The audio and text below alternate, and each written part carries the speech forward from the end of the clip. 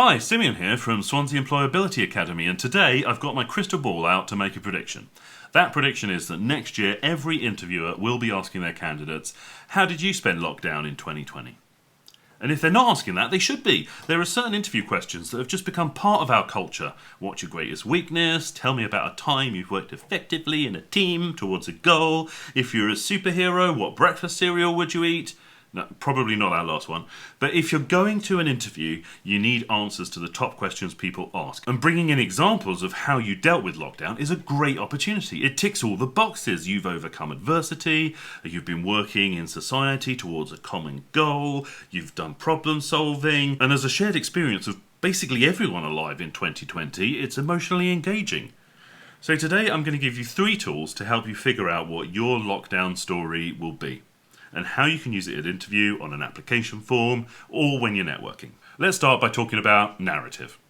I'm obsessed with the idea of narrative, how stories we tell ourselves and others can shape our current and future views and actions. So have a think about things that have really shaped you during this time. You don't need to give a blow-by-blow account of what's happened in lockdown. We've all lived it. You just need one really good story. Pareto's principle, anyway, tells us that 80% of the effects come from 20% of the causes. Applying that to narratives, we're used to people skipping out the boring or repetitive bits.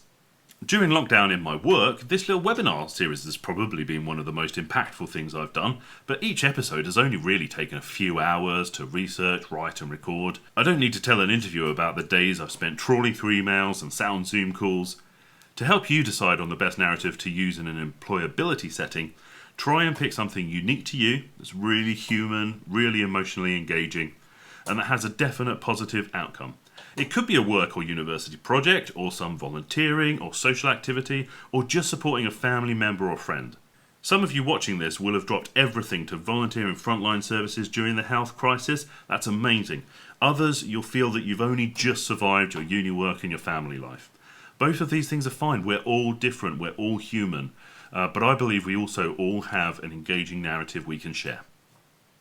Step 2, reflection. Reflection is a bit of a weird one. What I'm not asking you to do is to just have a little bit of a think about what you've done and how you feel about it. No. Reflective practice is used in health, medical and social sciences to evaluate processes, learn from them, implement change. It's not just about how we feel about stuff. There are defined models with professional outcomes in mind. I'm just going to explain one now that I've bastardized a bit for our employability purposes, but if you want to geek out about it, search for Rolf's Reflective Model 2001. This model has 3 steps. What, so what, and now what. By identifying the story you want to explore, you've already started the first step. Define what the story is, the main elements, what's important, and then ask yourself in your most patronizing voice, so what? Why is this important? Why would you share this with an employer?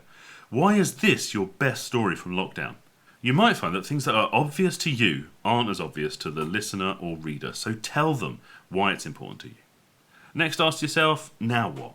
As a result of this story, of your experience, of your work, how has that changed you? What did you learn? What did you demonstrate about your own skills and values? Most importantly, what is the next step you need to take? Okay, so now we've defined a narrative and hopefully we've fleshed it out by reflecting upon it. Let's look at structure. Very few people are engaging enough to get away with a rubbish structure when telling a story. I call this the Peter Jackson effect. For those of you not aware of his work, he directed the sprawling 11.2-hour Lord of the Rings trilogy. It's absolutely beautiful, but it's also rambling. And I've interviewed hundreds of candidates over the years, it's my job, and every round of interviews has a Peter Jackson wannabe. Very few people get away with it. So how do we avoid rambling narratives to get good structure in our stories? The most common structure we use in careers is the acronym CAR, which stands for context, so give us a bit of background. Where were you? What were you up to? Why were you doing it? What were you looking to achieve? Action, what did you do that made a difference? A lot of great stories have the protagonist, in this case you, as a passive observer. Things happen to them and around them, and observing others can really shape you as an individual, but for interviews and application forms, that's not really the best kind of example to use. Try to find a story where you were the active party affecting change.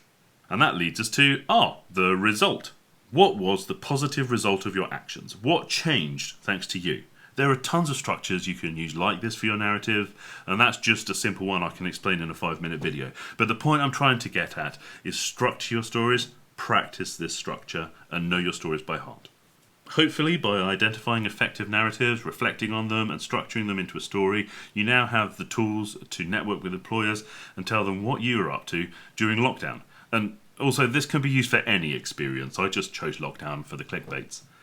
Anyway, as always, the Employability Zone team, we're here for you.